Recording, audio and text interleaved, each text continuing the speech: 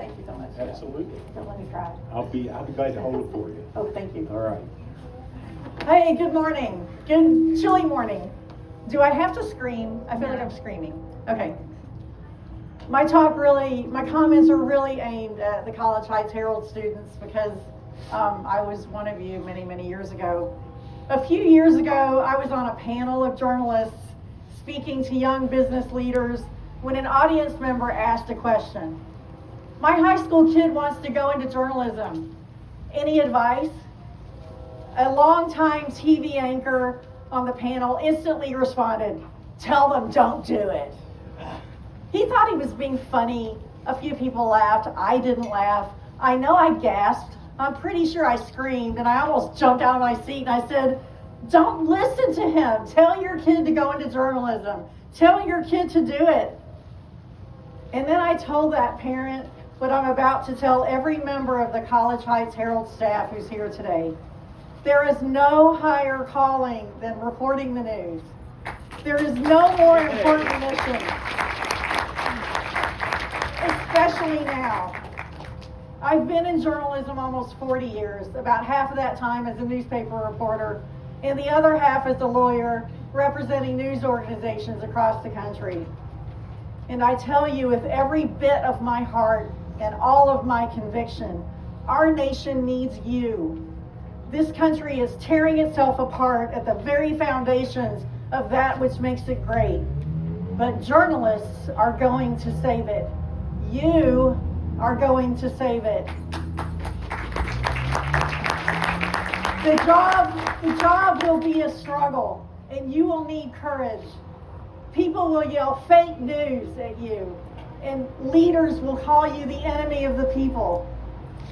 I repeat, don't listen to them. Report the news anyway. People will read social media instead of your stories, and they will stutter, but, in the face of your facts. Again, don't listen. Develop such a sterling reputation for accuracy, fairness, and the truth that they are forced to pay attention. Editors will try to assign you clickbait stories. Don't listen to them. To the extent you can ignore your editor, don't listen to them. Develop your own meaningful ideas and win those editors over. Get those stories in print and on the air, whether the vehicle is an online newspaper, a magazine, a streaming news program, or a podcast. Police and politicians and judges in their courtrooms will not be friendly to you. Believe me, I know. They will break federal law and search your newsroom. They will try to get you to give up your notebooks and your confidential sources, and you will be sued for libel on frivolous grounds. Don't sweat it.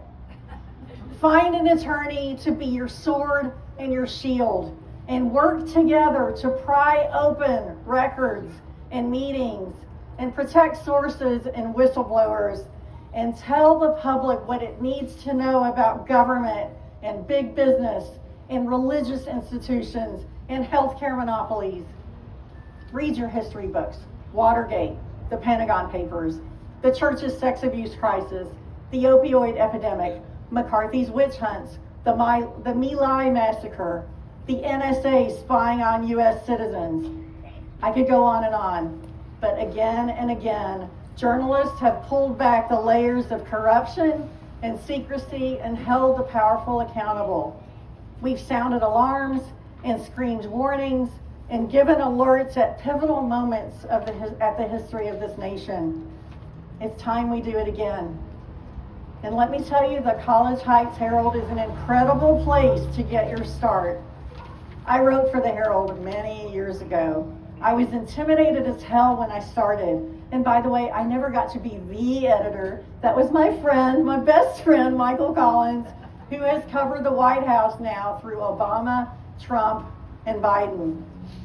But every good thing that ever happened to me professionally and even personally was set in motion by my time here. I made lifetime friends here.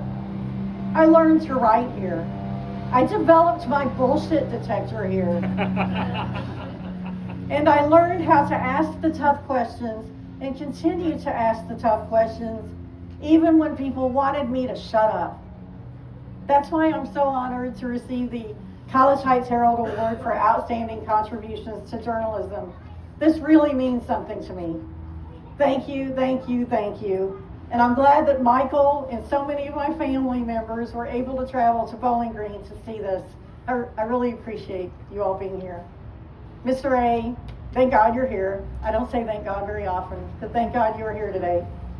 Chuck, thank you for the nice things. Absolutely. Thank you for the nice things you've said about me, and thank you both for all the support you've given me throughout the years. And I just know that you will support the next generation of journalists and inspire them and arm them for the mission ahead. Again, thank you very much.